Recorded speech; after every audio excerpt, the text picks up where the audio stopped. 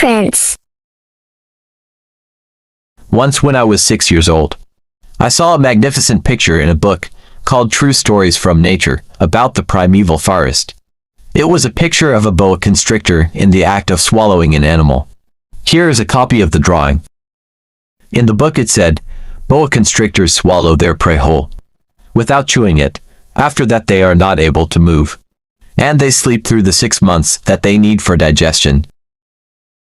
I pondered deeply, then, over the adventures of the jungle, and after some work with a colored pencil I succeeded in making my first drawing. My drawing number 1, it looked something like this.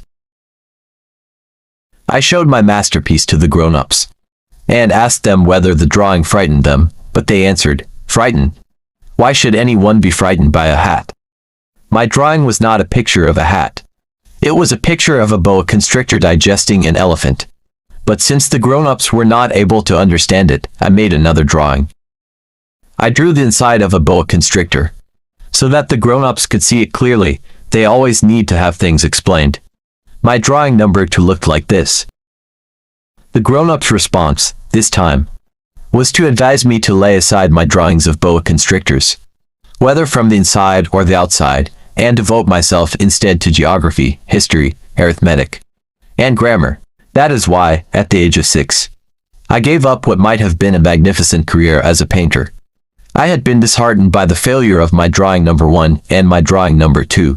Grown-ups never understand anything by themselves, and it is tiresome for children to be always and forever explaining things to them. So then I chose another profession, and learned to pilot airplanes. I have flown a little over all parts of the world, and it is true that geography has been very useful to me. At a glance I can distinguish China from Arizona, if one gets lost in the night. Such knowledge is valuable. In the course of this life I have had a great many encounters with a great many people who have been concerned with matters of consequence. I have lived a great deal among grown-ups. I have seen them intimately, close at hand, and that hasn't much improved my opinion of them. Whenever I met one of them, who seemed to me at all clear-sighted, I tried the experiment of showing him my drawing number 1, which I have always kept.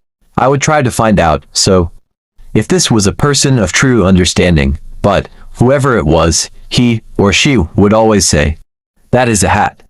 Then I would never talk to that person about boa constrictors, or primeval forests, or stars.